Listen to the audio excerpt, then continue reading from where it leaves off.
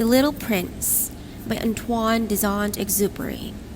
Translated by Ross and Chloe Schwartz. Read by JEANsomniacs. Chapter 1. When I was 6 years old, I came across a beautiful picture in a book about the jungle called True Stories. It showed a boa constrictor swallowing a wild animal. This is what it looked like. In the book it said, boa constrictors swallow their prey whole, without chewing it. Afterwards, they are unable to move. Then they sleep for 6 months while they digest. That set me thinking about all the things that go on in the jungle, and with a crayon, I did my first drawing. I called it drawing number 1. It looked like this. I showed my masterpiece to the grown-ups and asked if they found it scary. They answered, "What's scary about a hat?" But my drawing was not a hat. It was a boa constrictor digesting an elephant. So then I drew the inside of the boa to help the grown-ups understand. They always need explanations.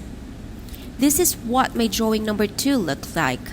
The grown-ups told me to forget about drawing elephants inside boa constrictors and to concentrate instead on geography, history, arithmetic, and grammar.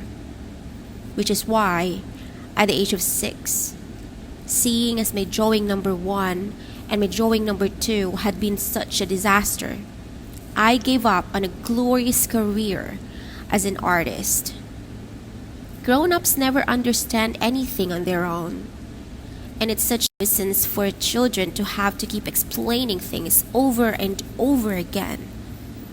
So I had to choose another profession, and I learned to be a pilot. I flew all around the world, and it is true that geography came in very handy. I could tell the difference between China and Arizona at a glance, which is very useful if you lose your way at night. Over the years, I have met lots of sensible people and spent a lot of time living in the world of grown-ups. I have seen them at close quarters, which was done nothing to change my opinion of them.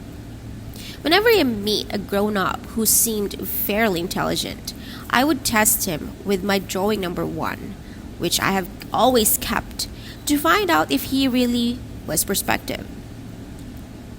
But he always replied, "It's a hat."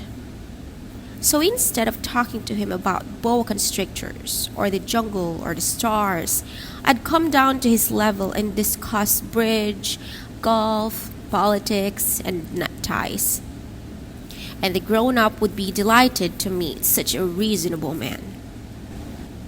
Chapter 2. And so I lived alone, with no one I could really talk to, until 6 years ago when my plane broke down in the Sahara Desert. As I did not have a mechanic with me or any passengers, I was going to have to make a complicated engine repair on my own. My life depended on it, since I had barely enough drinking water to last a week. The first night, I lay down on the ground and fell asleep, miles and miles from any living soul. I was more cut off than a castaway adrift in the middle of the ocean. So you can imagine my astonishment when I was awakened at daybreak by a funny little voice saying, "Please, will you draw me a little lamb?" "What?" "Draw me a little lamb." I leaped to my feet as if I had been struck by lightning. I rubbed my eyes and stared, and I saw the most extraordinary little fellow studying me intently.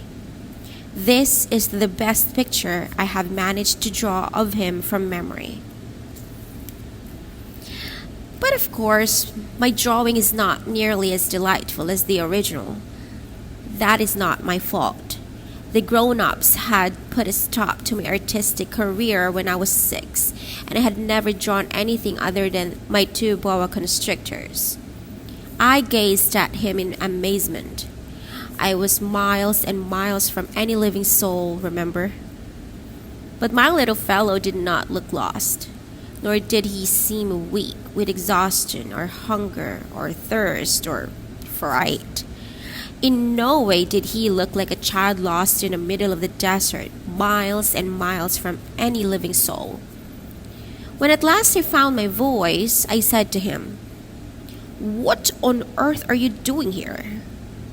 And he repeated, very quietly, as if it were a matter of the utmost seriousness, "Please, will you draw me a little lamb?"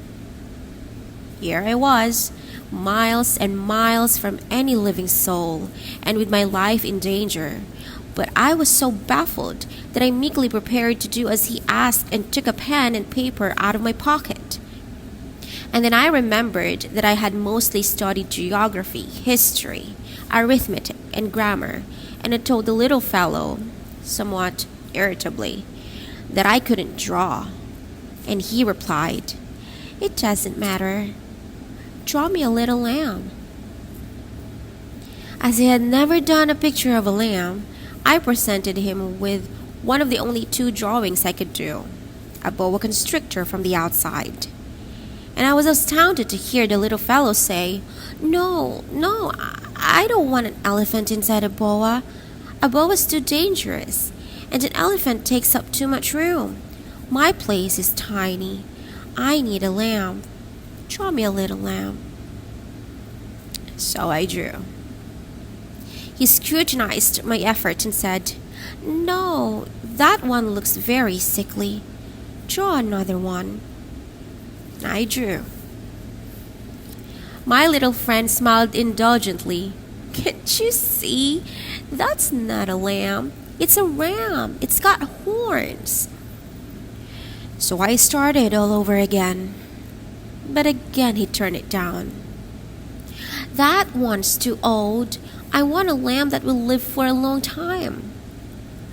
I was in a hurry to start stripping down the engine, and my patience was wearing thin, so I hastily sketched this. And I said, "That's a crate. The lamb you want is inside." And I was amazed to see my young critic's face light up. "That's exactly what I wanted. Do you think this lamb will need a lot of grass?" "Why?" "Because my place is tiny. I'm sure there'll be enough. I've given you a very little lamb." He looked more closely at the drawing. "Not that little. Oh, look! He's fallen asleep." And that is how I made the first acquaintance of the little prince. Chapter 3. It took me ages to work out where the little prince came from. He asked me lots of questions, but never seemed to hear mine. I gradually pieced his story together from odd things he said. For instance, when he first caught sight of a plane, "I shouldn't draw it. I can't draw anything that complicated." He asked me, "What's that thing?" "It's not a thing. It flies. It's a plane. It's my plane." And I was proud to tell him that I was a pilot and I flew planes. Then he exclaimed, "What? You fell out of the sky?" "Yes," I replied modestly. "Oh, that's funny." And the little prince gave a tinkling laugh, which I found extremely annoying. I expect people to take my troubles seriously. Then he added, "So you came out of the sky too? What planet are you from?" It suddenly dawned on me that he was giving me an important clue as to his mysterious appearance, and I said, "You're from another planet, aren't you?" But he did not reply. Still staring at my plane, he gently nodded his head. "Of course. You can't have come from very far away in that thing. And he stood lost in thought for a while. Then, taking my lamp out of his pocket, he examined his treasure. You can imagine how intrigued I was by his allusion to other planets. So I tried to find out more. Where do you come from, little man? Where is your place? Where do you want to take my lamp? He pondered for a while and replied, The good thing about the crate is that at night, it can be his house. Exactly. And if you behave, I'll give you a rope to tie him up during the day, and a stake. The prince was shocked. Tie him up? What a strange thing to do. But if you don't tie him up, he'll wander all around the place and get lost. And my little friend burst out laughing again. But where would he go? Anywhere. He'd follow his nose. Then the little prince remarked solemnly, It wouldn't matter. My place is so tiny.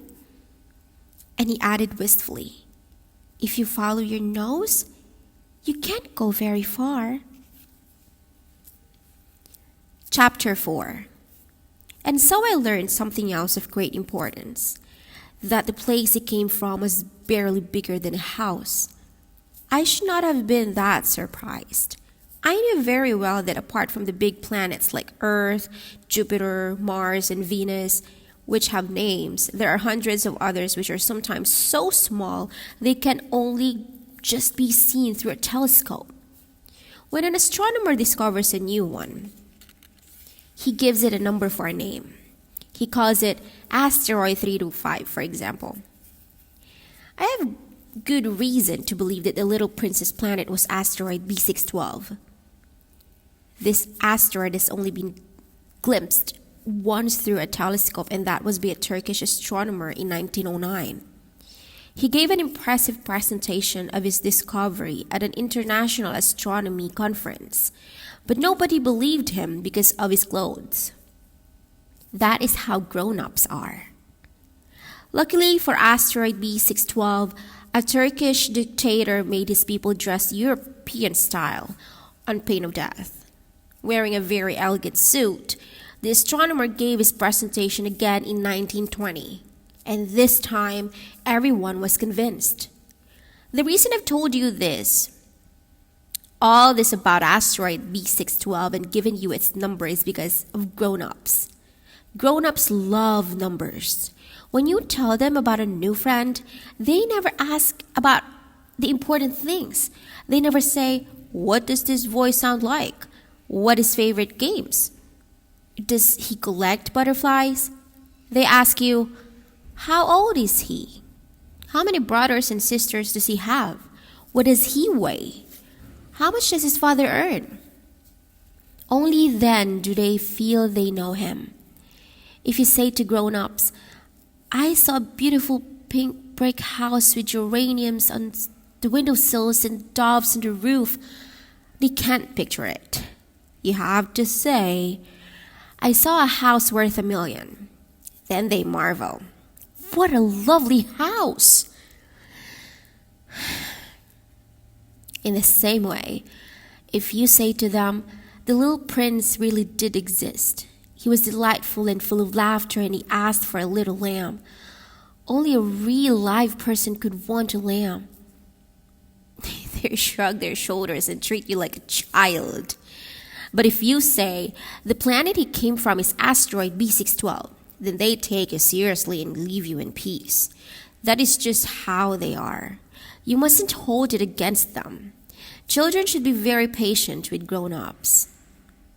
But of course, people who understand life are not bothered about numbers. I wish I could have begun this story like a fairy tale. I wish I could have written, once upon a time there was a little prince who lived on a planet not much bigger than himself and was in need of a friend. People who understand life would have found that much more normal, natural. I do not like people taking my book lightly. I find it very painful stirring up these memories. It is already 6 years since my friend disappeared with his lamb. I want to try and describe him as so not to forget him. It is sad to forget a friend. Not everybody had a friend. I don't want to become like those grown-ups who only care about numbers. So I bought a box of paints and some crayons.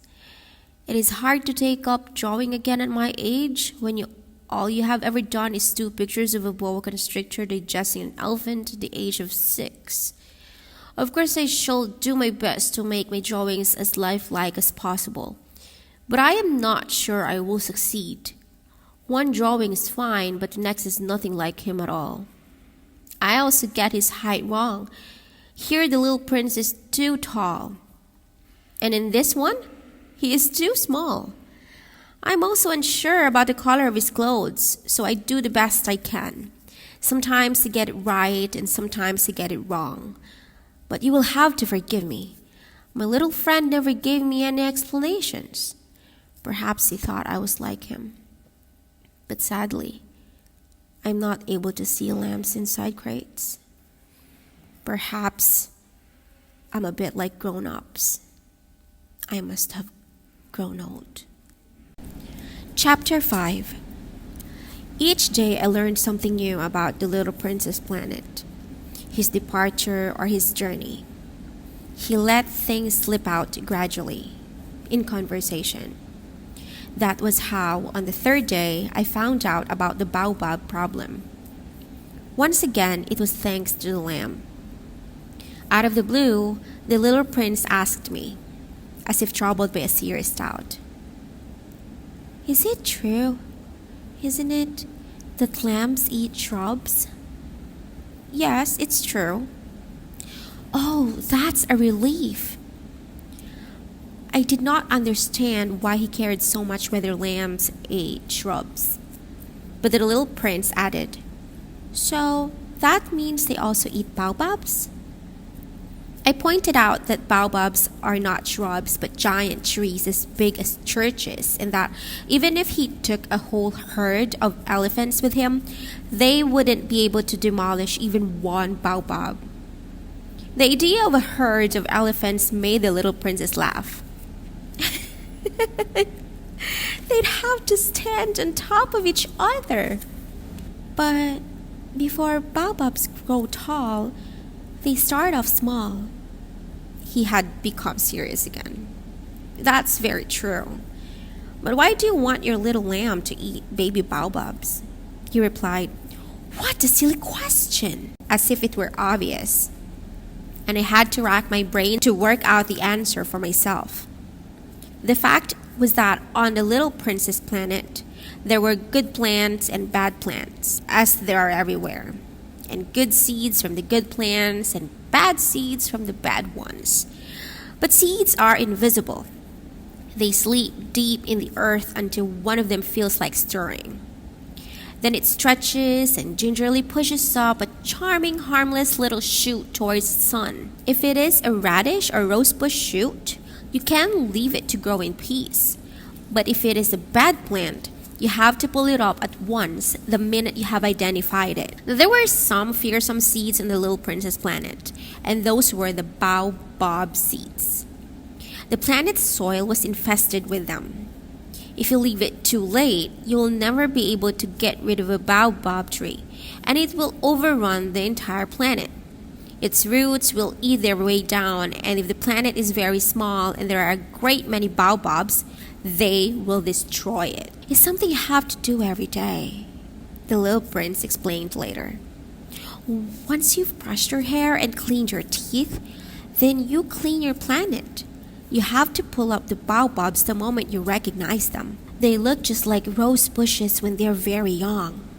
It's a very boring job, but it's very easy. And he asked me to make a special effort and do a beautiful drawing to explain this to the children where I come from. It might come in handy if they go traveling one day, he said.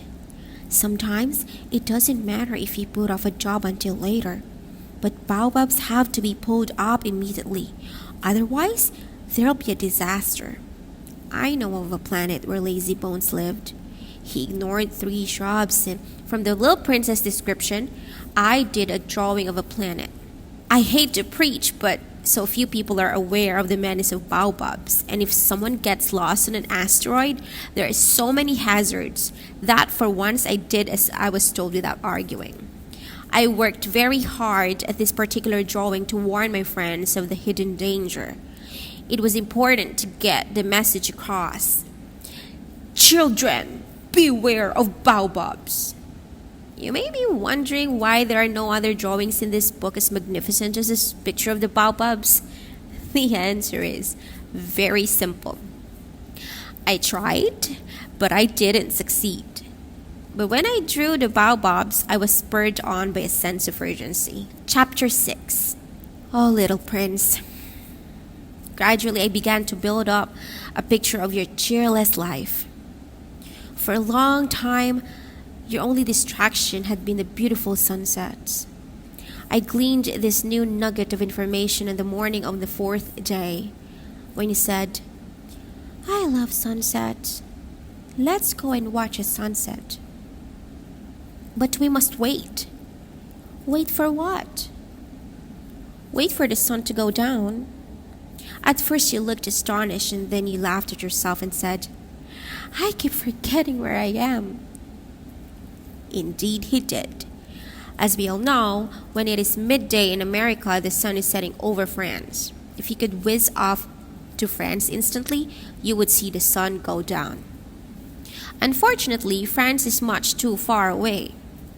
But on your tiny little planet, all you had to do was swivel your chair a few inches and you could watch dusk fall whenever you wanted. One day, I watched 44 sunsets. And a little later you added, you know, when a person is very, very sad, they like sunsets. And were you very, very sad on that day you watched 44 sunsets? But the little prince did not reply. Chapter 7. On the fifth day, I stumbled upon another of the little prince's secrets. Again, thanks to the lamb. He suddenly came out with a question as if he had suddenly been mulling it over for a long time. If a lamb eats shrubs, does it also eat flowers? A lamb eats everything it comes across. Even plants with thorns? Yes, even plants with thorns. So what use are the thorns? I had no idea. I was busy trying to undo a bolt in the engine. I was very worried as I realized the damage might be very serious and my drinking water was running out fast. I feared the worst. So what use are the thorns? Once he had asked a question, the little prince never let the matter drop.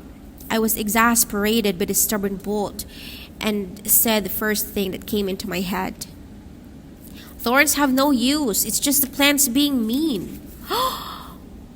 But after a silence, he blurted out crossly, I don't believe you. Flowers are fragile. They are innocent. They make up for it as best as they can by telling themselves that their thorns are scary. I did not reply. Right then I was thinking, if I can't undo this bolt, I have to take a hammer to it. Once again, the little prince broke in.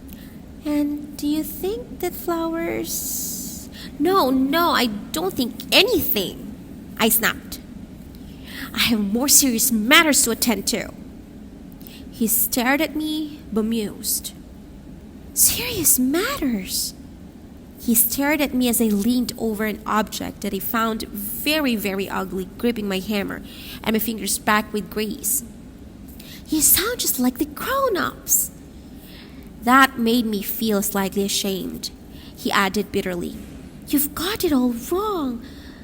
You get everything all muddled up. He realized he really was very angry. He tossed his golden hair in the wind. I know a planet where there's a red-faced man. He never smiled to flower. He never gazed at a star. He's never loved anyone. He's never done anything other than sums. All day long, he repeats just like you. I have serious matters to attend to. Worthwhile matters. and that makes him puffed up with pride. But he's not a man. He's a puffball. A what? A puffball. By now the little prince was pale with anger. Flowers have been making thorns for millions of years. For millions of years. Sheep have been eating flowers despite their thorns. And isn't trying to understand why flowers go to so much trouble to make thorns that are no use a worthwhile thing to do? Isn't the war between sheep and flower a serious matter?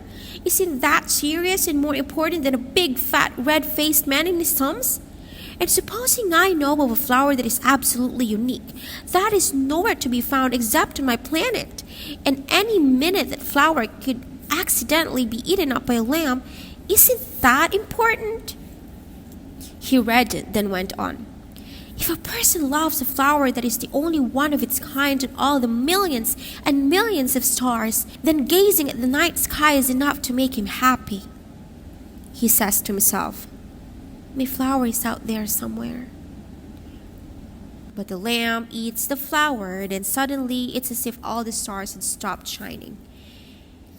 Isn't that important? He was too choked to utter another word. He burst into tears. Night had fallen. I had put down my tools. I no longer cared about my hammer, my bolt, my being thirsty or dying. There was a star, a planet, mine, Earth, and a little prince who needed comforting. I put my arm around him and cradled him, saying, the flower you love isn't in danger. I draw a muzzle for your lamb. I'll draw some protective netting for your flower. I was at a loss for words. I felt very clumsy. I did not know how to reach out to him. The world of tears is so unfathomable. Chapter 8. I soon learned more about this flower. On the little prince's planet, there had always been very simple flowers with a single row of petals, which took up very little space and were no bother. They would appear one morning in the grass and then fade the same evening. But this flower had sprouted one day from a seed that had blown in from who knows where, and a little prince had kept a close eye on that little shoot, which was different from other shoots. It might have been a new type of baobab, but the shrub soon stopped growing and began to produce a flower. Watching the development of a huge bud, the little prince had a feeling that something miraculous was going to appear. But the flower took forever, preening herself in a sanctuary over a green room. She chose her colors with care. She dressed slowly, adjusting her petals one by one. She did not want to appear all crumpled like a poppy. She only wanted to reveal herself in the full bloom of her beauty. Oh yes, she was very vain.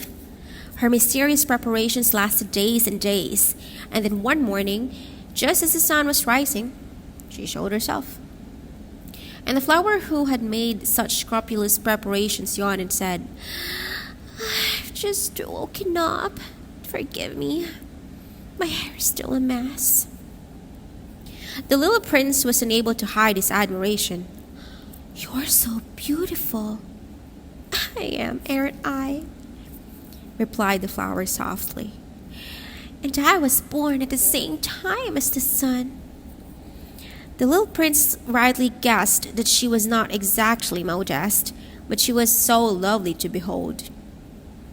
It's breakfast time, I think, she said, adding, would you kindly spare a thought for me? And all ashamed, the little prince went off to find a watering can, filling it with cold water and poured it for the flower. She soon began to plague him with her rather prickly vanity. For example, one day, speaking about her 4 thorns, she said to the little prince, let the tigers come in their claws. There aren't any tigers on this planet, protested the little prince. And anyway, tigers don't eat grass. I'm not grass, replied the flower softly. I'm sorry, I'm not at all afraid of tigers, but I can't stand droughts. You wouldn't have a screen, would you? Can't stand droughts. That's a bad luck for a plant, thought the little prince. This flower is a complicated creature.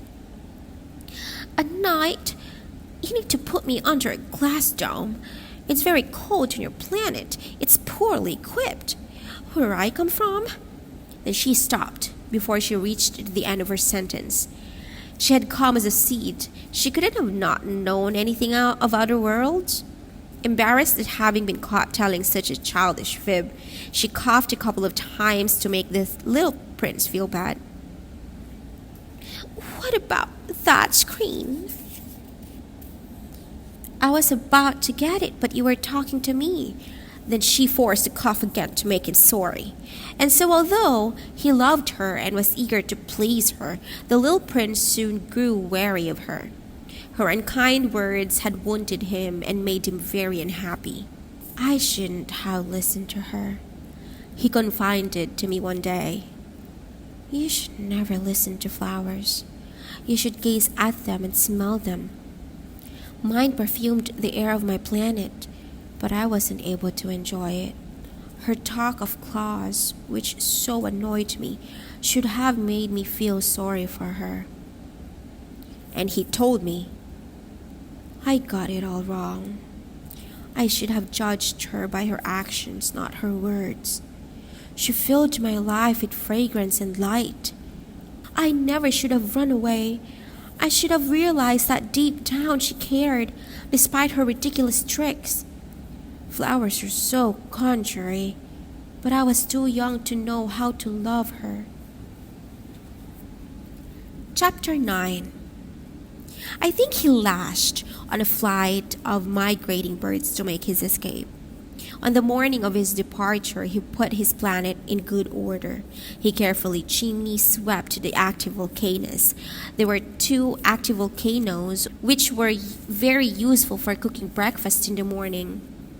There was also 1 extinct volcano, but as he used to say, you never know. And so he chimney swept the extinct volcano too. If volcanoes are properly swept, they burn slowly and steadily without erupting. Volcanic eruptions are like chimney fires. Of course, here on Earth, we are not tall enough to chimney sweep our volcanoes. That is why they give us so much trouble. Feeling slightly wistful, the little prince also pulled up the last baobab shoots. He thought he would never return. But that morning, he found all those similar chores very enjoyable. And when he watered the flower for the last time and was about to put her under her protective dome, he found himself on the verge of tears. Goodbye, he said to the flower, but she did not reply. Goodbye, he replied.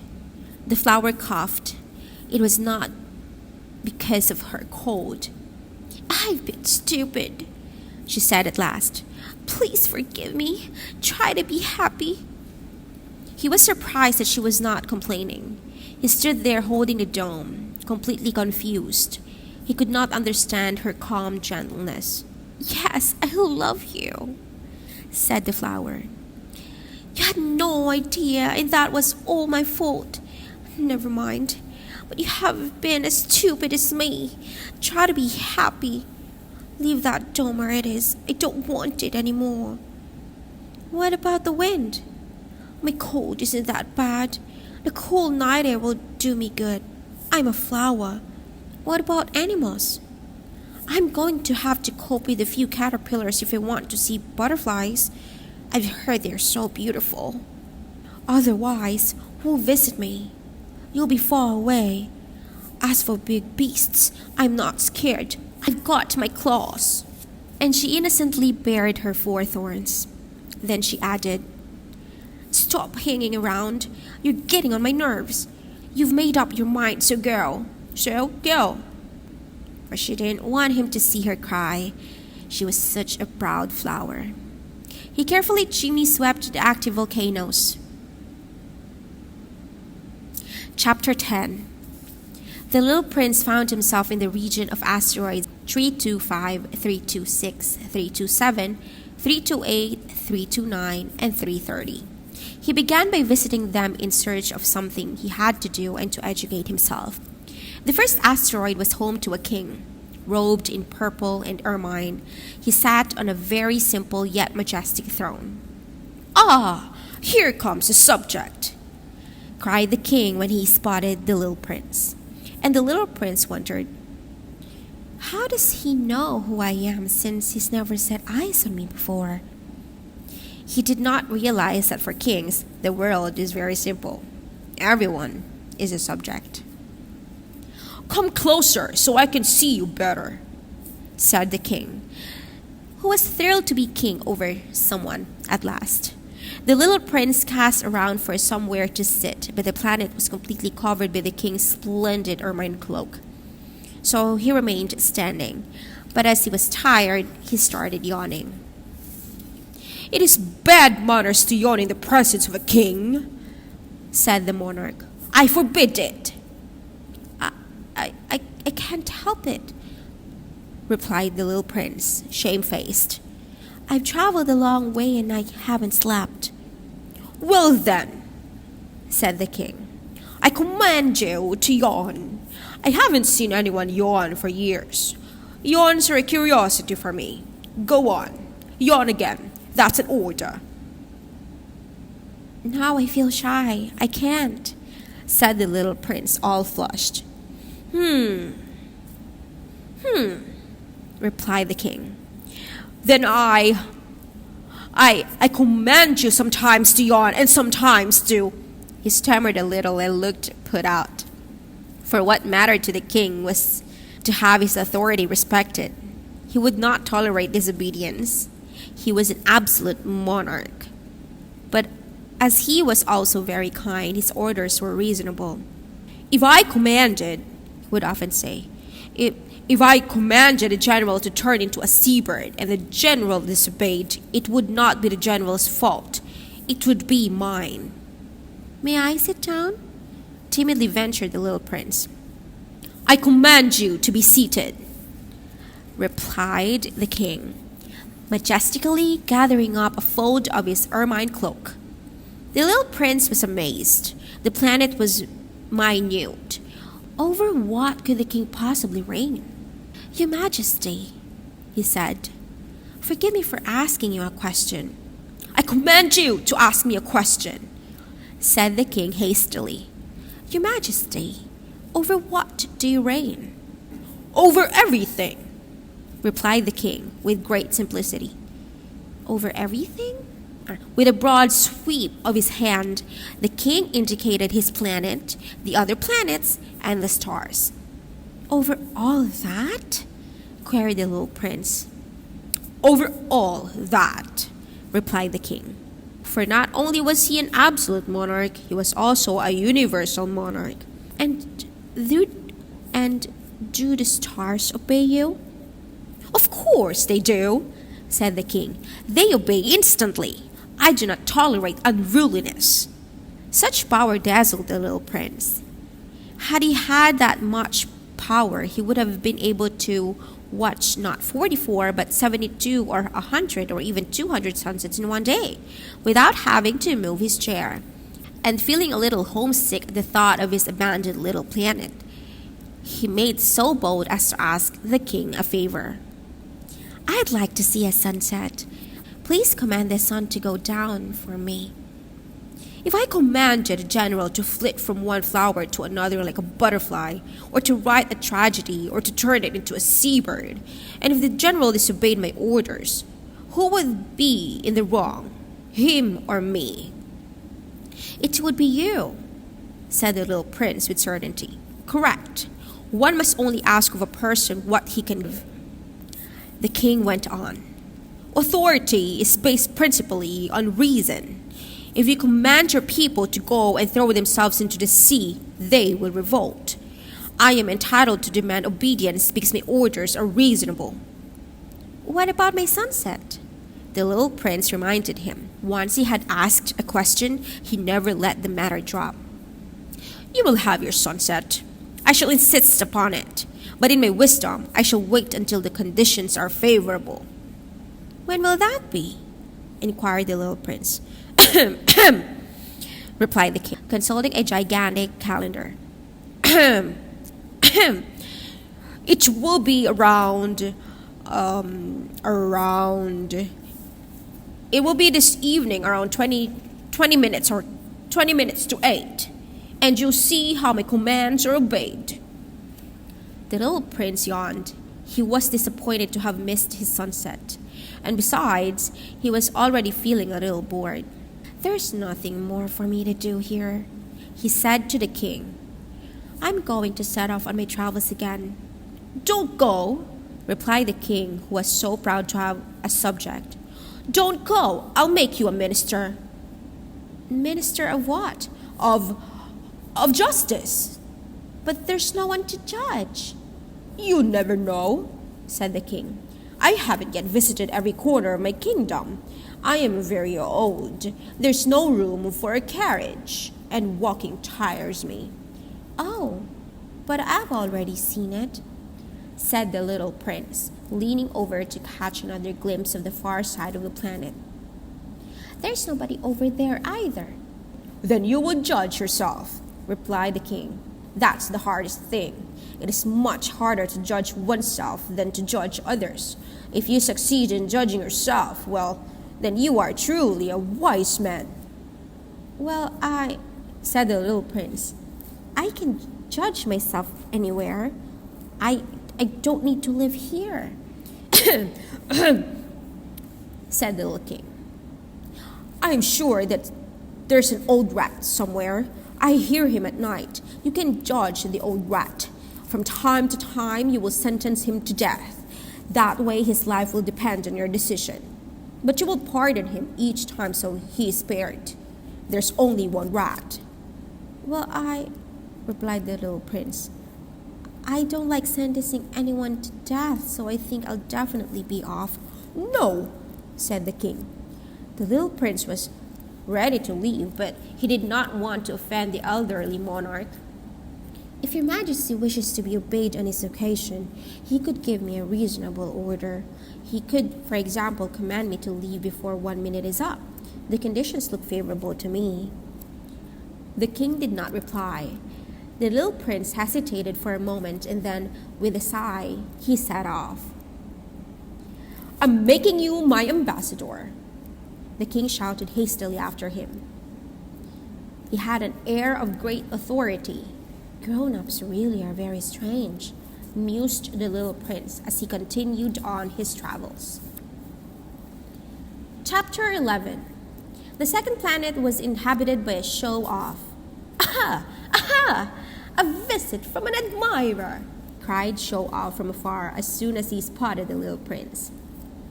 Show-Offs imagine that everyone they meet must be an admirer. Hello, said the little prince. You've got a funny hat. It's for doffing when I bow, replied the Show-Off. It's for doffing when people applaud me. Unfortunately, no one ever comes this way. Really? Said the little prince, perplexed. Clap your hand. Clap your hand, the Show-Off instructed him. The little prince clapped his hands. The Show-Off bowed, modestly raising his hat. This is much more fun than my visit to the king, thought the little prince. And he clapped his hands again. And once more, the Show-Off began to bow and doff his hat. After 5 minutes clapping, the little prince grew bored. And what must I do to make your hat fall off? He asked. But the Show-Off didn't hear him. Show-Offs only hear praise. Do you really admire me a great deal? He asked the little prince. What does admire mean? Admire means recognizing that I'm the smartest, handsomest, wealthiest, and cleverest man on the planet. But you're all alone on your planet. Admire me anyway, and make me a happy man. I admire you, said the little prince with a shrug. But why does it matter to you? And the little prince laughed. Grown-ups really are very strange, mused the little prince as he continued on his travels. Chapter 12. The next planet was inhabited by a drunkard. This visit was very short, but it deeply saddened the little prince. "What are you doing?" he asked the drunkard, who was sitting silently in front of a collection of bottles, some empty and some full. "I'm drinking," replied the drunkard gloomily. "Why do you drink?" the little prince asked. "To forget," replied the drunkard. "To forget what?" inquired the little prince, who already felt sorry for him. "To forget that I am ashamed," confessed the drunkard, hanging his head. "Ashamed of what?" asked the little prince, who wanted to help him. "Ashamed of drinking," ended the drunkard, withdrawing into a permanent silence. And the little prince laughed, puzzled. "Grown-ups really are very strange," mused the little prince as he continued on his travels. Chapter 13. The fourth planet belonged to the businessman. This man was so absorbed that he did not even look up to the arrival of the little prince. "Hello," said the little prince. "Your cigarette's gone out."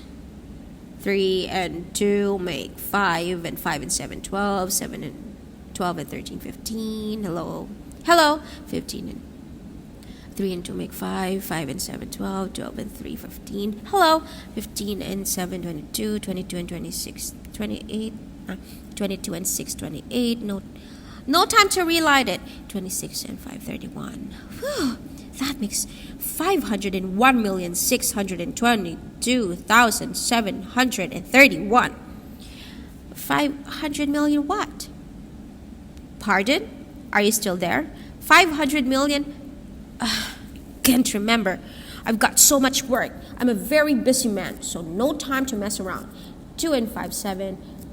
500 million what?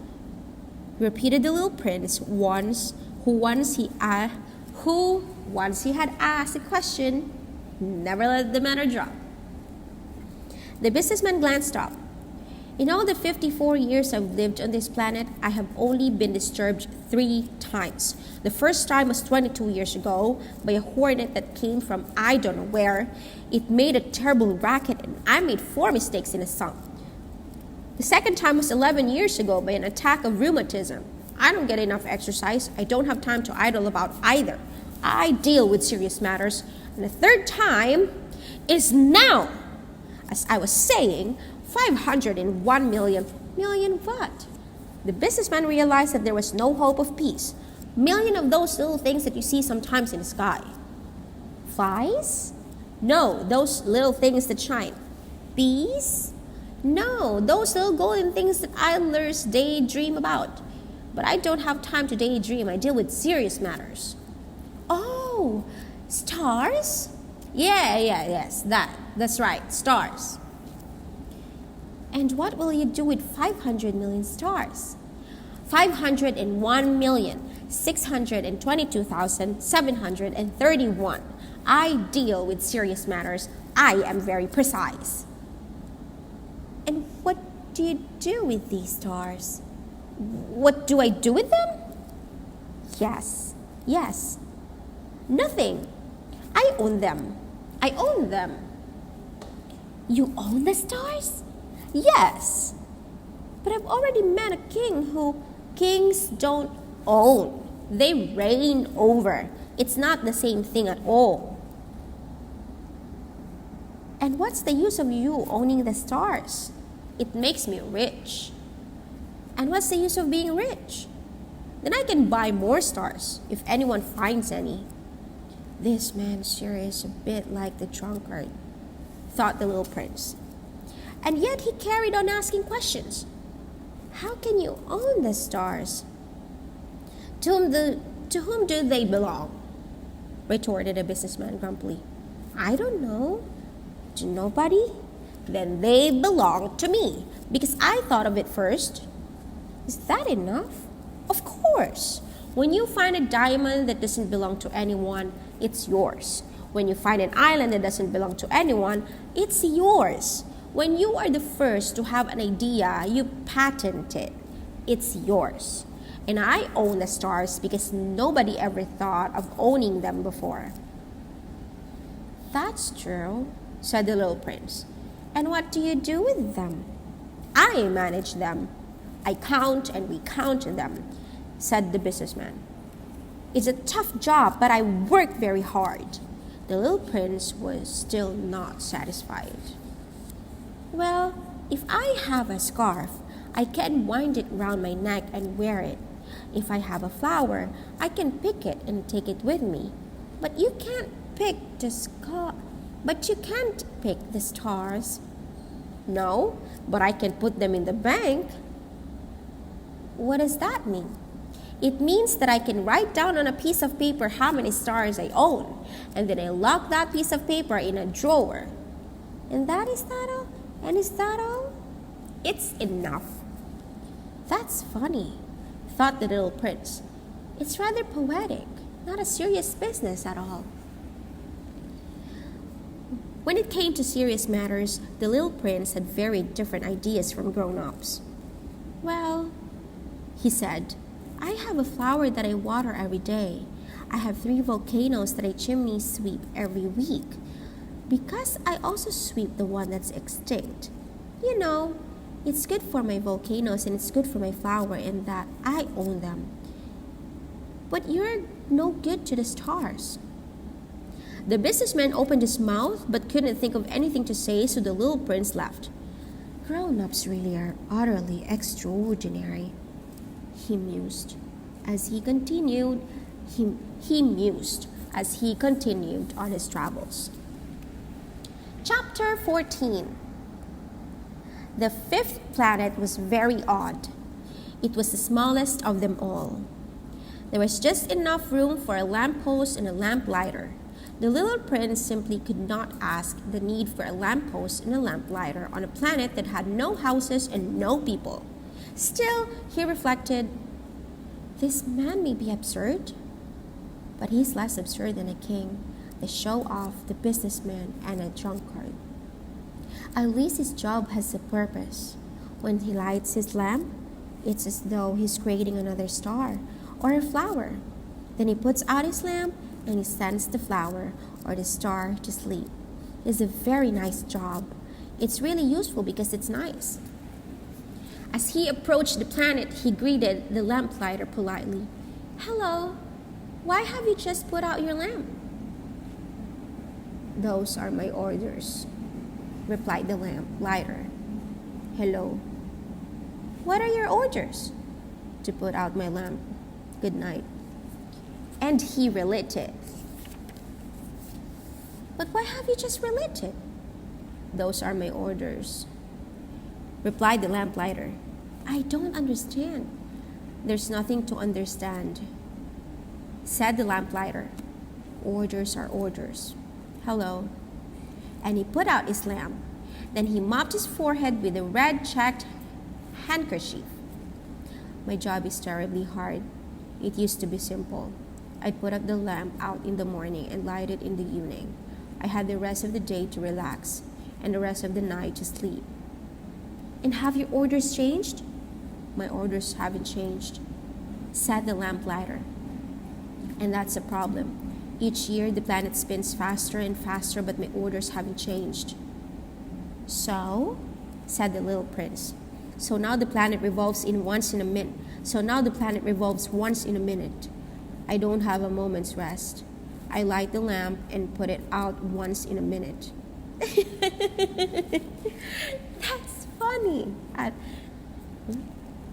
Mali. It's not funny at all. That's funny. The days on your planet last a minute. It's not funny at all, said the lamplighter.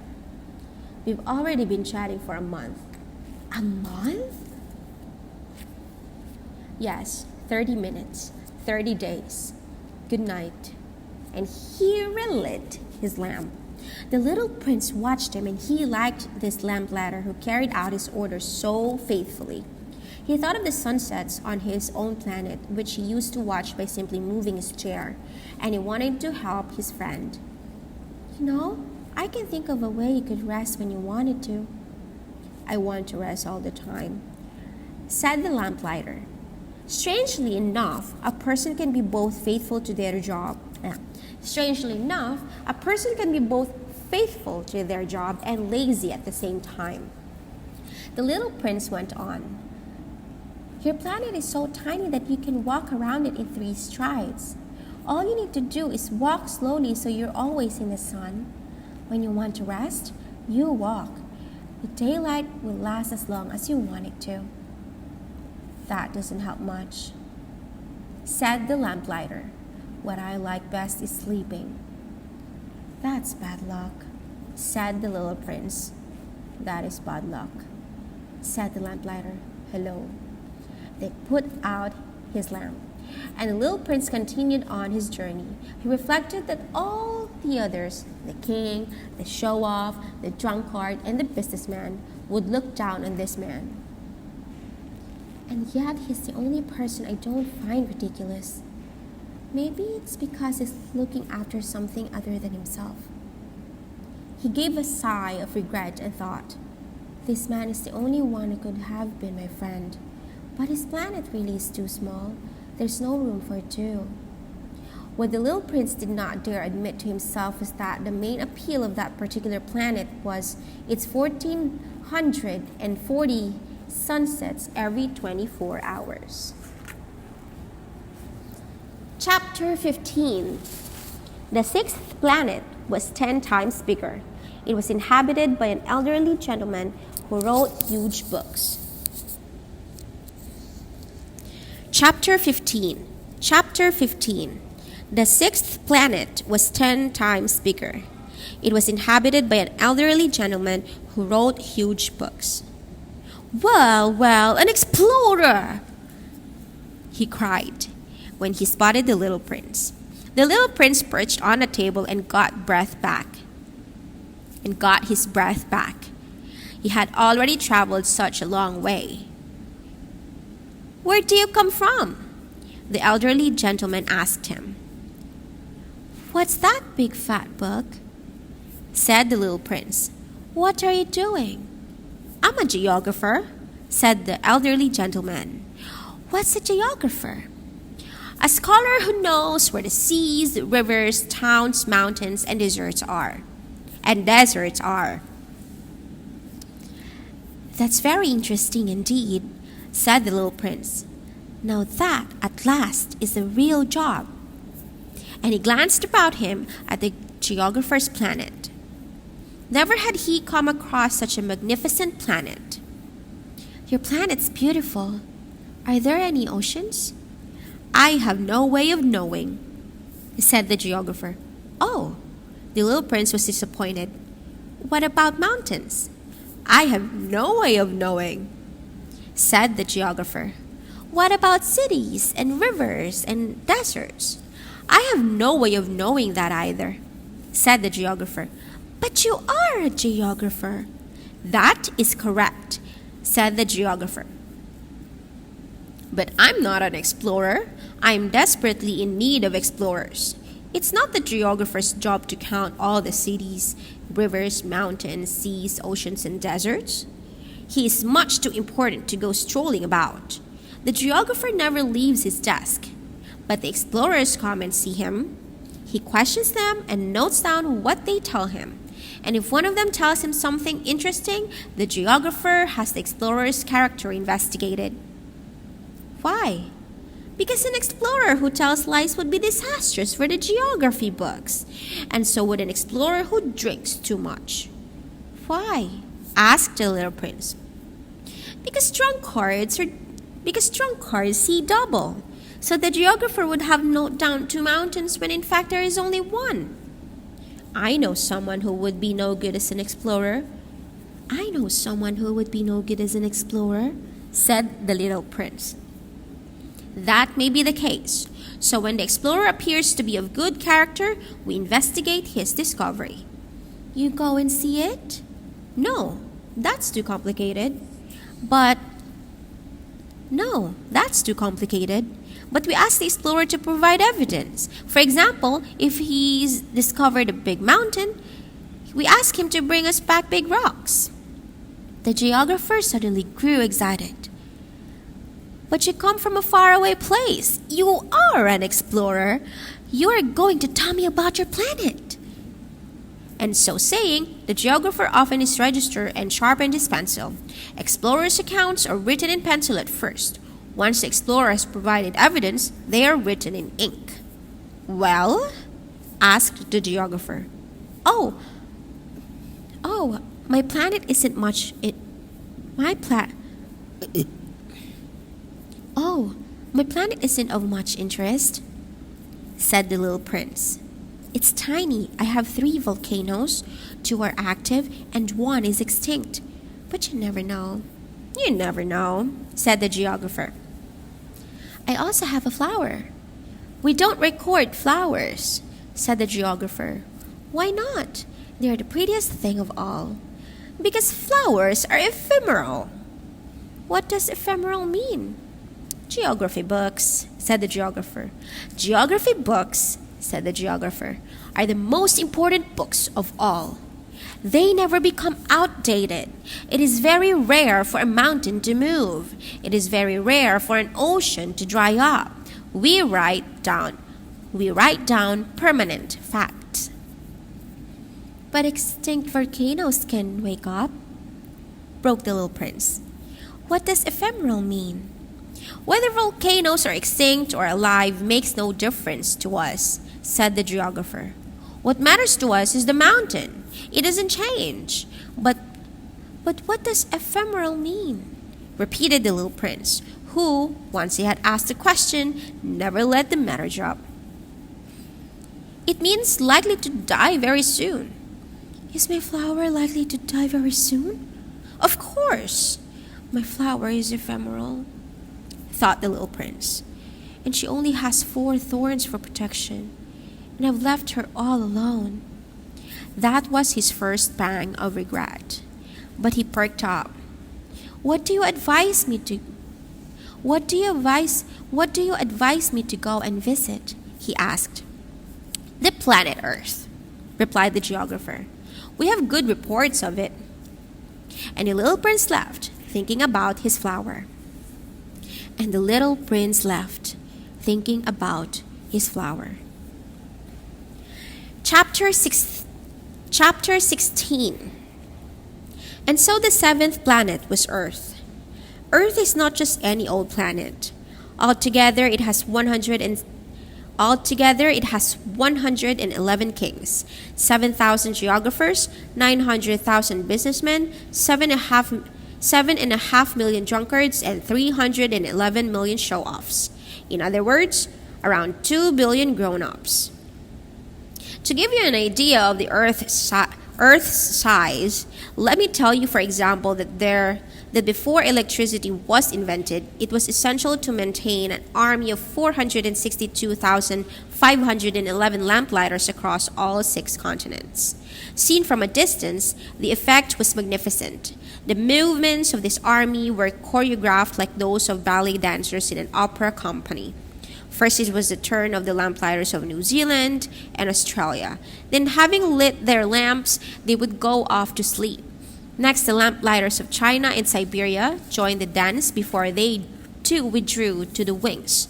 Then came the turn of the lamplighters of Russia and India, followed by those of Africa and Europe, then those of South America, then those of North America. And they never made a mistake in their order of appearance on stage. It was magnificent.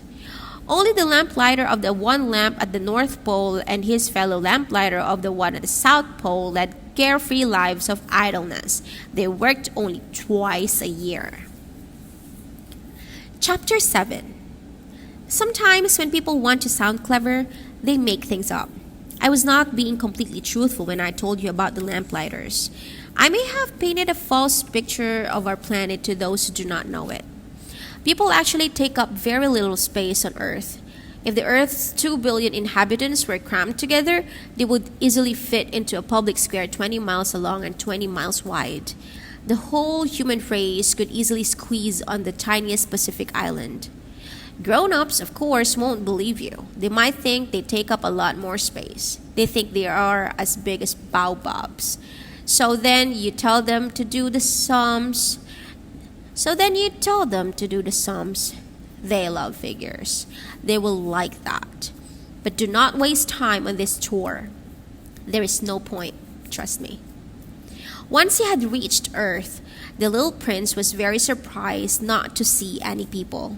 He was already beginning to worry that he was on the wrong planet when a moon-colored coil wriggled in the sand.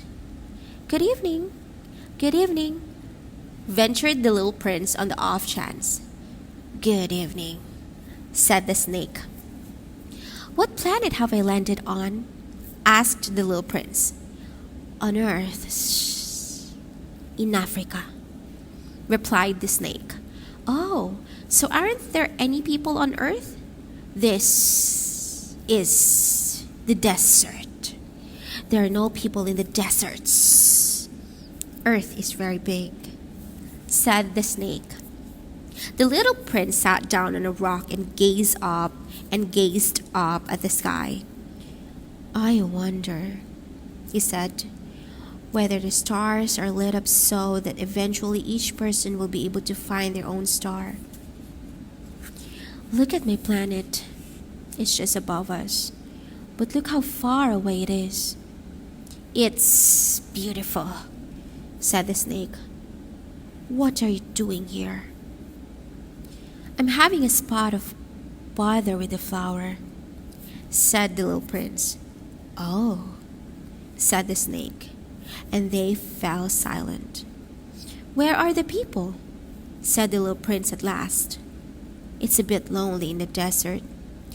"It's lonely among people too," said the snake. The little prince gazed at him pensively. "You're a funny creature," he said eventually. "As slim as a finger. But I am more powerful than the finger of a king," said the snake. The little prince smiled. "You're not very powerful. You haven't even got feet. You can't even travel. I can carry you farther than a ship," said the snake. He wound himself around the little prince's foot. He wound himself around the little prince's foot like a gold anklet. "Those I touch, I return to the dust from the whence they came," he told him. "But you are pure, and you come from a star." The little prince did not reply. "I feel sorry for you. You are so defenseless on this cruel earth," said the snake. "If you feel homesick for your planet one day, I can help you. "Oh, I understand perfectly well," said the little prince. "But why do you always speak in riddles?" "I solve them all," said the snake, and they fell silent.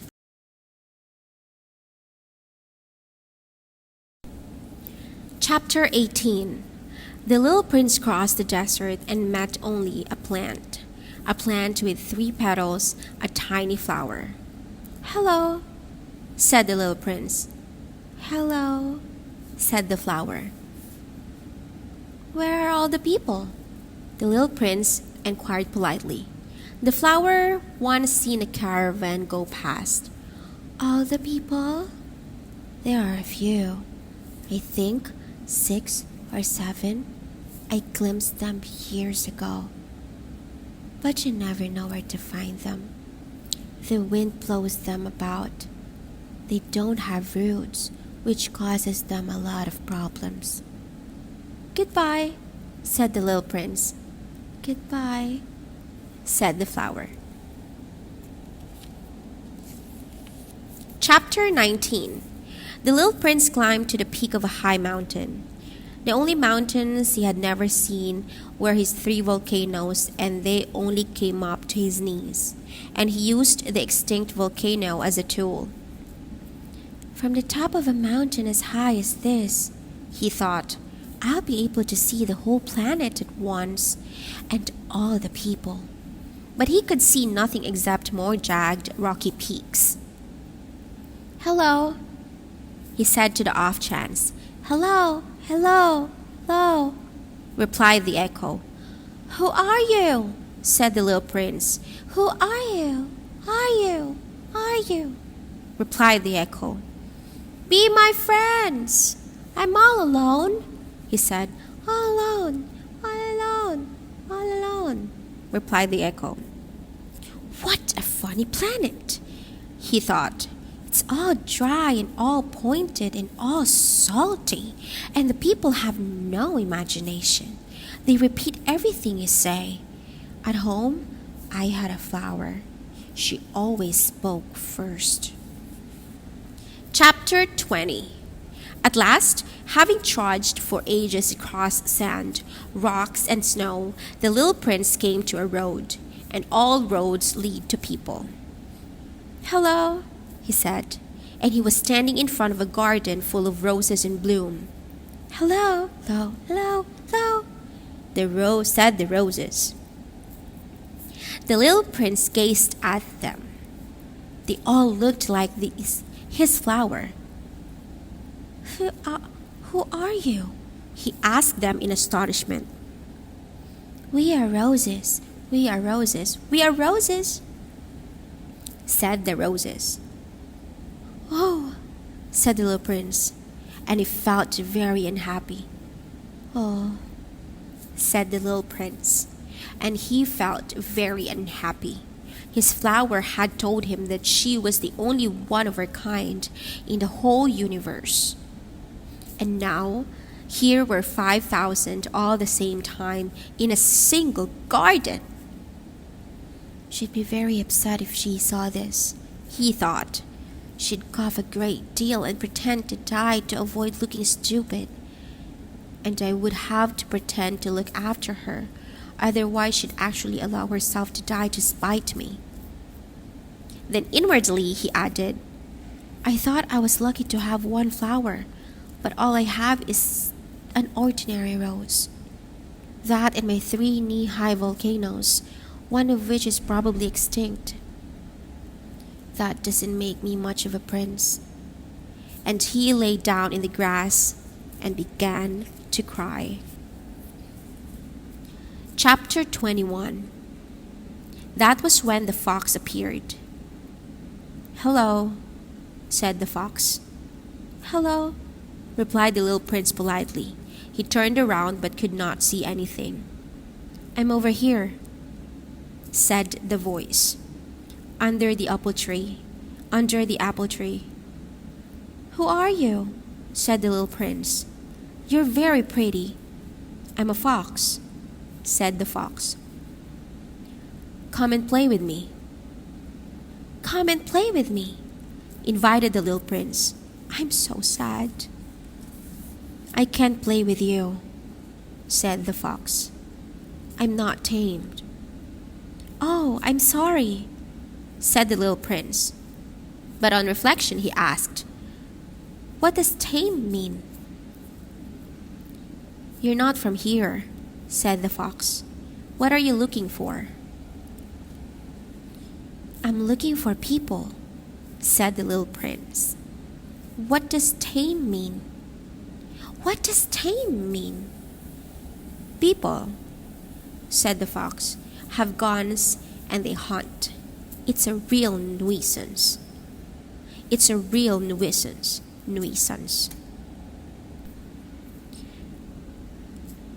It's a real nuisance. They also breed chickens. That's all they're interested in. Are you looking for chickens?" "No," said the little prince. "I'm looking for friends." "What does tame mean?" "It's something too readily forgotten," said the fox. "It means creating a bond." "Creating a bond?" "That's right," said the fox. "To me, you're just a little boy exactly like 100,000 other little boys. I don't need you, and you don't need me.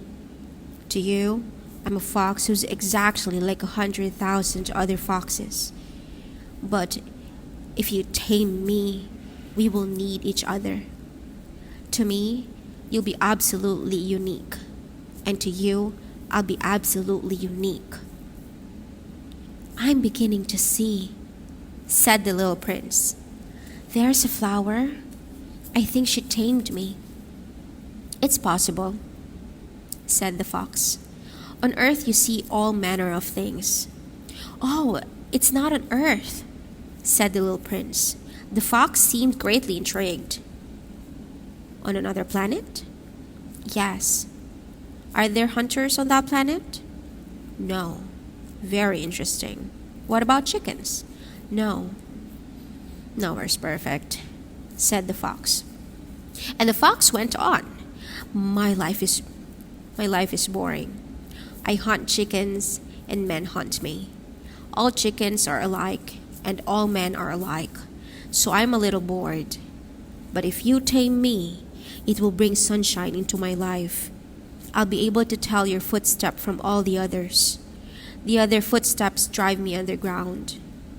Yours will draw me out my lair like music. And look, see the wheat fields over there? I don't eat bread. Wheat is no use to me. The wheat fields don't remind me of anything. And that's sad. But you have hair of the color of gold. So it will be wonderful when you've tamed me. The golden wheat will remind me of you, and the sound of the wind rustling the wheat will make me happy. The fox stopped talking and gazed at the little prince for a long time. Please, tame me, he said. I'd love to, replied the prince. But I don't have much time. I've got friends to find and lots of things to understand. You only understand the things you tame, said the fox. People no longer have the time to understand anything. They buy things that are ready-made from the shops. But as there are no shops selling friends, people no longer have any friends. If you want a friend, tame me. What do I have to do? Said the little prince. You must be very patient, replied the fox. Sit down in the grass a little way away from me like this. I'll watch you out of the corner of my eye and you won't say a word. Language is a source of misunderstanding. And each day you can sit a little closer. The next day, the little prince returned. It would have been better if you'd come back at the same time, said the fox. If you come back at 4 o'clock in the afternoon, then from 3 o'clock I'll start feeling happy. The later it gets, the happier I feel. At 4 o'clock, I'll already be getting agitated and worried. I'll discover the price of happiness. But if you come at any old time, I'll never know when to feel glad in my heart. We need rituals. What's a ritual? Said the little prince. Something else that is too readily forgotten, said the fox.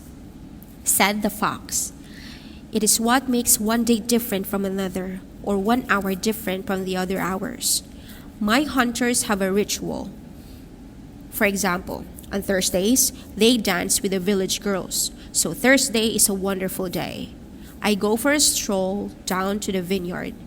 If the hunters danced any old time, all days would be alike, and I'd never have a day off. And so the little prince tamed the fox. And when the time came for him to leave, "Oh," said the fox,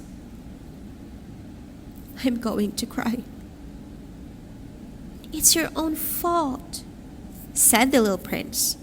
"I didn't mean to cause you any sorrow, but you wanted me to tame you." "That's right," said the fox. "But you're going to cry," said the little prince.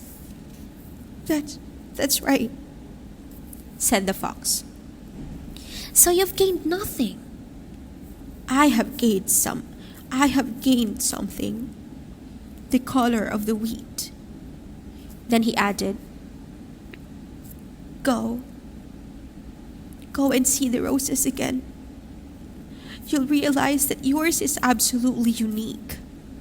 Come back and say goodbye to me, and I'll give you the gift of a secret.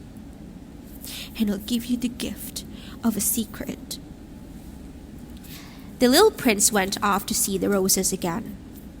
You're not at all like my rose. You're not at all like my rose. You're nothing special yet, he told them. Nobody has tamed you, and you haven't tamed anyone. My fox used to be like you. He was just like a fox, like 100,000 other foxes. But I made him my friend. And now he's absolutely unique. And the roses felt very uncomfortable. You are beautiful, but you are empty, he added. Nobody would die for you. Of course, any ordinary person walking past my rose would think she was just like you. But she is much more important than all of you put together, because she's the one I watered. She's the one I sheltered under a glass dome. She's the one I protected with a screen. She's the one whose caterpillars I killed. She's the one I listened to complaining or boasting or even sometimes being silent, because she's my rose. And he went back to the fox. Goodbye, he said. Goodbye, said the fox. This is my secret. It's very simple. You can only see clearly with your heart. The most important things are invisible to the eyes. Repeated the little prince so that he would be sure to remember. It's the time you spent on your rose that makes your rose so important. It's the time I spent on my rose, said the little prince so that he would be sure to remember. People have forgotten this simple truth, said the fox, but you mustn't forget it. You are responsible forever for those you have tamed. You are responsible for your rose. I am responsible for my rose, repeated the little prince so that he would be sure to remember. Chapter 22. Hello, said the little prince. Hello, said the signalman. So what do you do?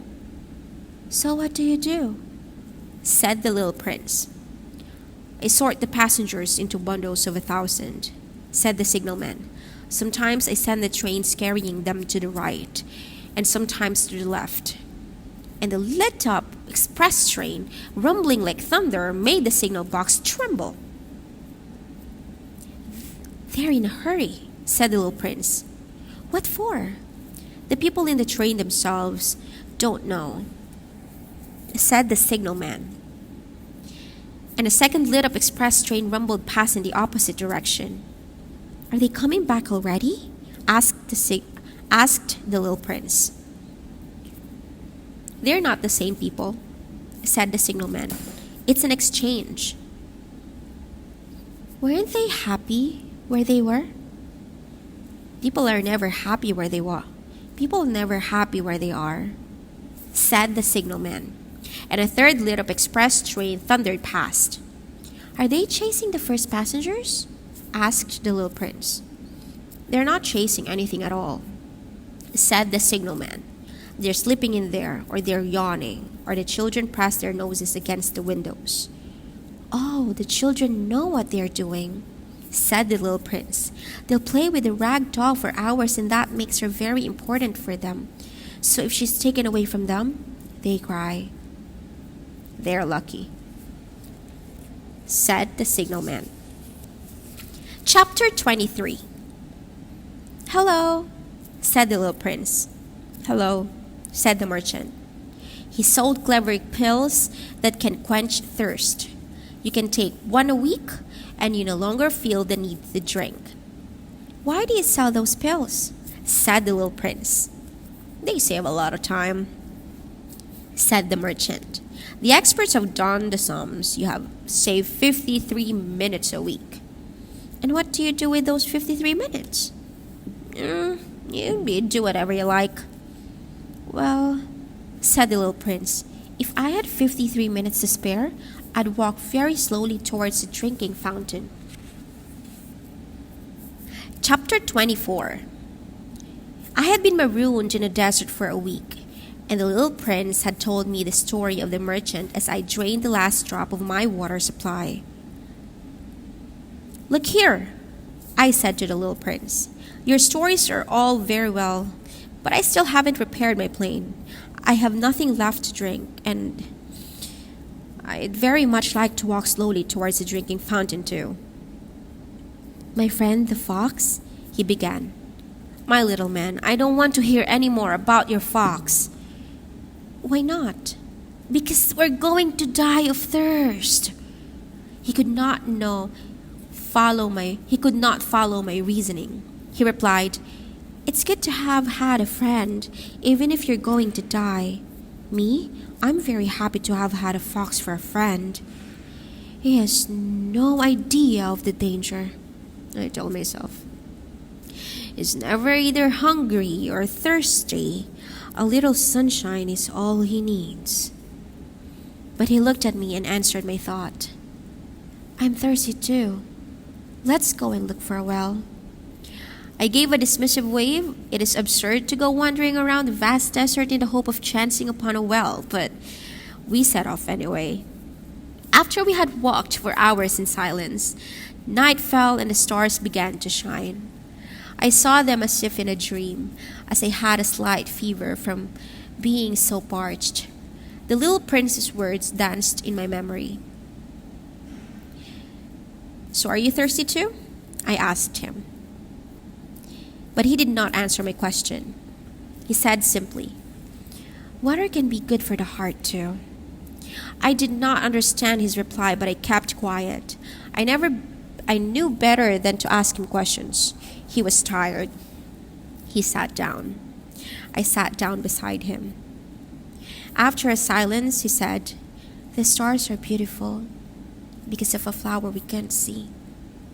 I replied, Of course, and gazed in silence the folds of the sand beneath the moon. The desert is beautiful, he added. And it was true. I have always loved the desert. You sit on a sand dune. You sit on a sand dune. You see nothing. You hear nothing. And yet something shines forth in the silence. What makes the desert more beautiful, said the little prince, is that it's hiding a well somewhere. To my surprise, I suddenly understood the mysterious regions concealed in the sands. When I was a little boy, I lived in an old house and legend had it that there was a treasure buried there. Of course, no one had ever been able to find it, or perhaps no one had ever even looked for it. But the hidden treasure enthralled the entire household.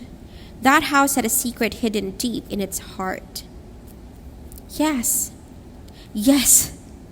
I said to the little prince. Whether it's a house, the stars, or the desert, the thing that makes them beautiful is invisible. I'm glad you agree with my fox, he said. As the little prince was falling asleep, I gathered him up in my arms and set off again. I was moved. I felt it as if we're carrying something delicate and precious. It even felt to me as if there were nothing more delicate on earth.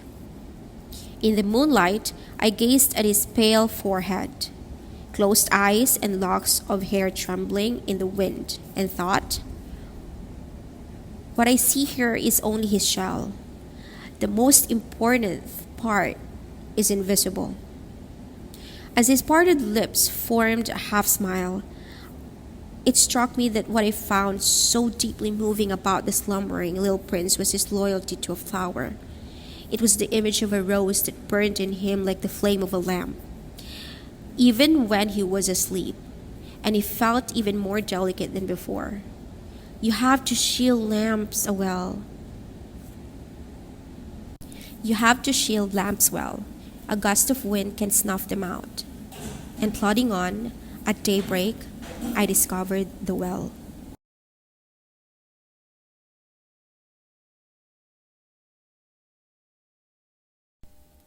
Chapter 25.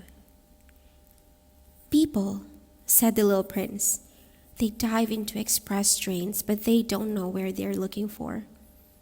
But they don't know what they're looking for. Then they get restless and go round in circles. And he added, it's not worth it. The well we had found was not like other Sahara wells. Sahara wells are simple holes dug in the sand. This one looked like a village well. And there was no village there, and I thought I was dreaming. It's odd, I said to the little prince. Everything's there, the pulley, the bucket, and the rope. He laughed, grabbed the rope, and operated the pulley. It groaned like an old weather vane. When the wind rises after being asleep for a long time. Listen, said the little prince. We've roused the well and it's singing. I did not want him to get tired. Let me do that, I said. It's too heavy for you. Slowly I hauled the bucket up to the rim of the well. I balanced it carefully. In my ears, I could still hear the song of the pulley, and in the trembling water, I could see the sun shimmering. I'm thirsty, said the little prince. Let me have a drink. Let me have a drink. And I understood what he had been looking for. I raised the bucket to his lips. He drank, his eyes closed. It was the sweetest reward. This water was much more than mere nourishment. It was born from our journey under the stars, from the pulley's song, from my exertions. It was heartwarming, like a gift.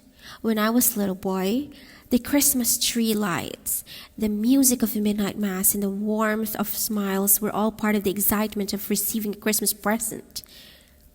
The people of your planet grow 5,000 roses in one garden, said the little prince. But they don't find what they are looking for there. They don't find it, I replied. And yet what they're looking for could be found in a single rose or in a little water. Exactly, I answered. And the little prince added, but eyes are blind. You have to seek with the heart. I had drunk. I was breathing easily. The sand at daybreak is the color of honey. This honey color too made me happy.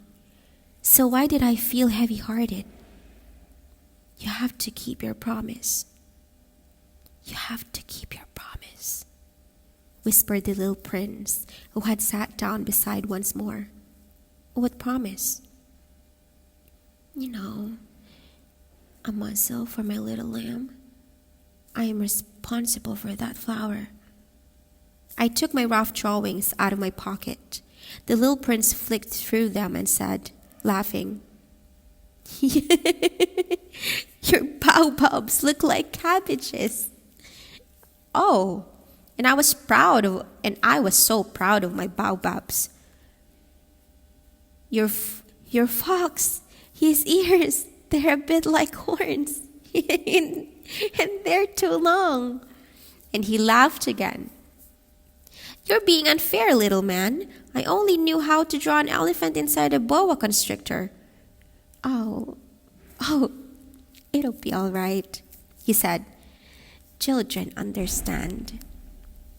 So I sketched a muzzle, and I had a sense of foreboding as I gave it to him.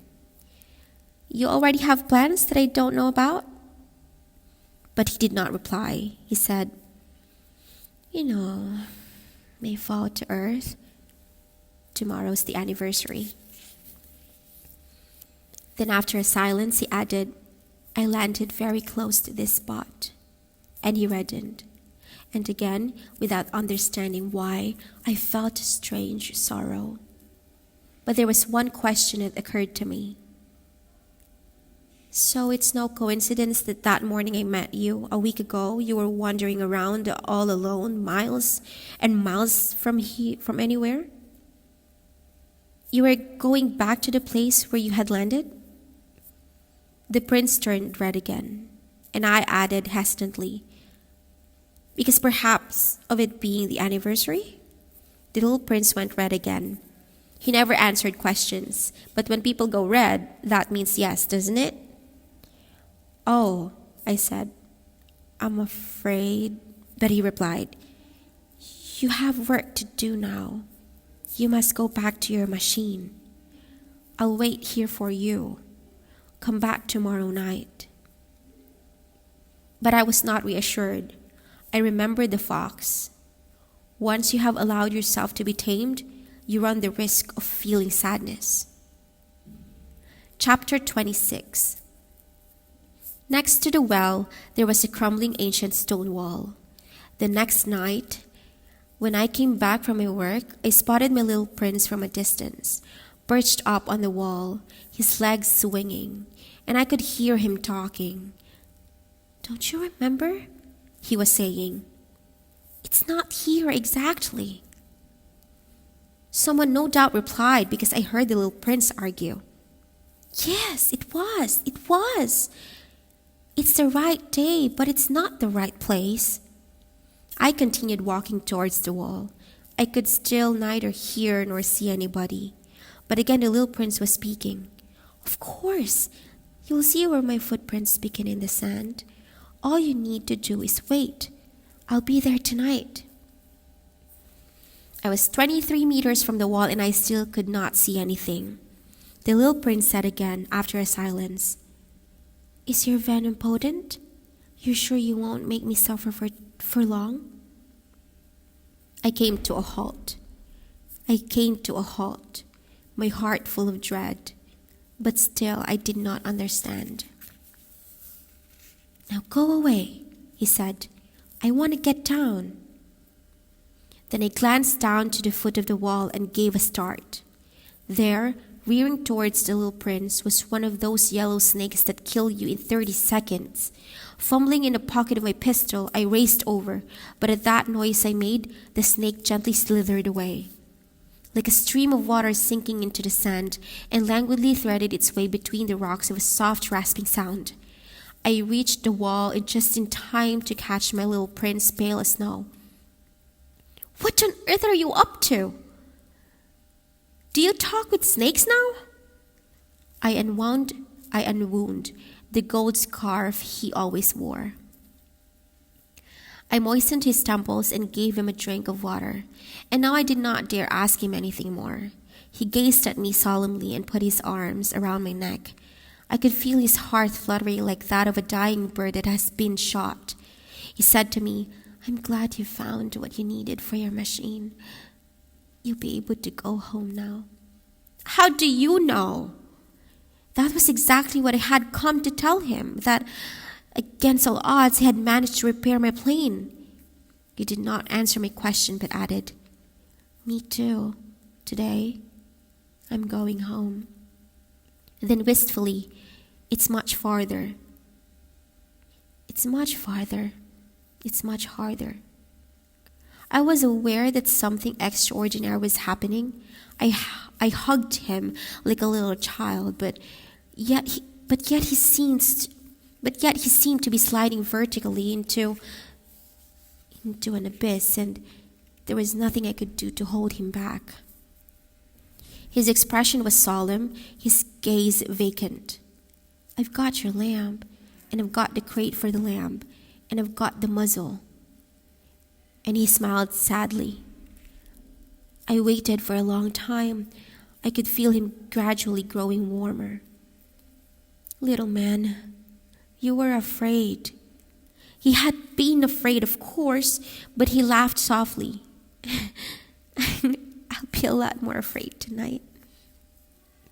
Once again, I shivered with a sense of the inevitable, and I realized that I could not bear the idea of never hearing that laugh again.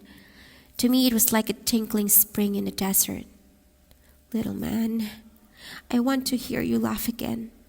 But he said, "Tonight, it will be 1 year. My star will be just above the spot where I fell last year." Little man, tell me this business with a snake and a star is just a bad dream." But he did not reply. He simply said, "It's like with flower. If you love a flower who happens to be on a star, you love to watch the sky at night. All the stars have flowers." Yes, they do. It's like with the water. The water you gave me to drink was like music because of the pulley and the rope. You remember? It was good. Yes, it was. You'll watch the stars at night. My planet's too small for me to point it out to you. It's better that way. My star will be just another star in the sky. That way you'll love watching all the stars. They will all be your friends. And besides, I'm going to give you a present." He laughed again. "Oh, little man, I love hearing you laugh. And that's exactly what my present will be. It will be like it was with the water." "What do you mean?" "People have stars, but they're not all the same. For those who travel, the stars are guides. For others, they are nothing but little lights. For others, who are scientists, they are problems. For my businessmen, they were gold. Those stars are all silent, but you will have stars that are completely different." "What do you mean?" "When you look at the sky at night, because I'll be living in one of them, because I'll be laughing on one of them, to you, it will sound as if all the stars are laughing. You will have stars that can laugh." And he laughed again. "And when you have found consolation, as people always do, you will be glad to have known me. You will always be my friend. You'll want to laugh with me. You'll want to laugh with me. And sometimes you will open your window, just like that, for the pleasure, and your friends will be astonished to see you looking at the sky and laughing. Then you'll say to them, 'Yes, the stars always make me laugh.' And they'll think you're mad. What a mischievous trick I'll have play on you." And he laughed again. "It will be as if, instead of stars, I'd given you lots of little laughing bells." And he laughed again. Then he became solemn. "Tonight, don't come. I shan't leave you. I look as if I'm in pain. I look as if I'm dying. That's the way it is. Don't come and see that. It's not worth it. I shan't abandon you." But he was concerned. "I'm saying that it's also because of the snake. It mustn't bite you. Snakes are evil. They can bite for the fun of it. I shan't abandon you." Then he added, reassured, "Luckily, they have no venom left for a second bite." That night he slipped away soundlessly, and I didn't see him leave. When I managed to catch up with him, he was walking purposefully, with rapid strides. Suddenly, he said to me, "Oh, you're here." And he took my hand, but he was still fretting. "You shouldn't have come. You will be upset. I look as if I'm dead, but I won't be. I said nothing. It's too far, you understand. I can't carry this body. It's too heavy. I said nothing. But it will be like an old skin that has been shed. Old skins aren't sad. I said nothing. He became a little dispirited, but he made one more effort. It'll be nice, you know. I'll watch the stars too. All the stars will be wells with a rusty pulley. All the stars will pour me water to drink. I said nothing. It'll be so wonderful. You'll have 500 million bells, and I'll have 500 million wells. And he fell silent too, because he was crying. We're here. Let me take a step on my own. We're here. Let me take a step on my own. And he sat down because he was afraid. Then he said, you know, my flower, I'm responsible for her. And she's so fragile. She's so innocent. And she only has 4 tiny thorns for protection. And I sat down because my legs would no longer hold me up. He said, there, that's all. He hesitated a little longer. Then he stood up again. He took a step forward, but I was rooted on the spot. There was a yellow flash in the region of his ankle. He remained motionless for an instant, but he didn't cry out. He fell softly. The way a tree falls. He didn't even make a thud because of the sand. Chapter 27. And now, 6 years have passed already.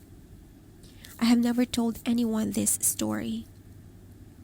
My friends were very happy to see me alive.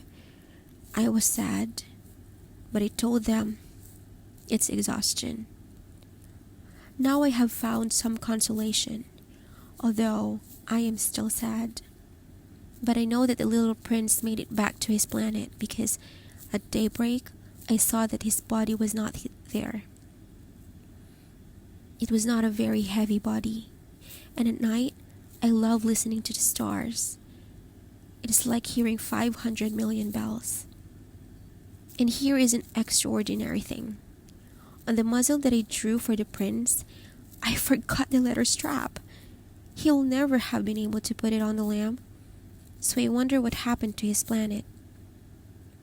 Maybe the lamb ate the flower. Sometimes I think, surely not. The little prince places the glass dome over his flower every night to protect her, and he keeps a close eye on his lamb. So I am happy, and all the stars laugh softly. At other times, I say to myself, a person can get distracted and that's it. One night he forgot the glass dome or the lamp slipped away unnoticed. Then the bells all turned to tears. And it is all a huge mystery. For those of you who love the little prince as I do, nothing in the universe looks the same. Depending on whatever somewhere out there, depending on whether somewhere out there a little lamb has or has not eaten a rose. Look at the sky. Ask yourself, has a lamb eaten the flower? Yes or no? And you will see how everything is different. And no grown-up will ever understand how important that is.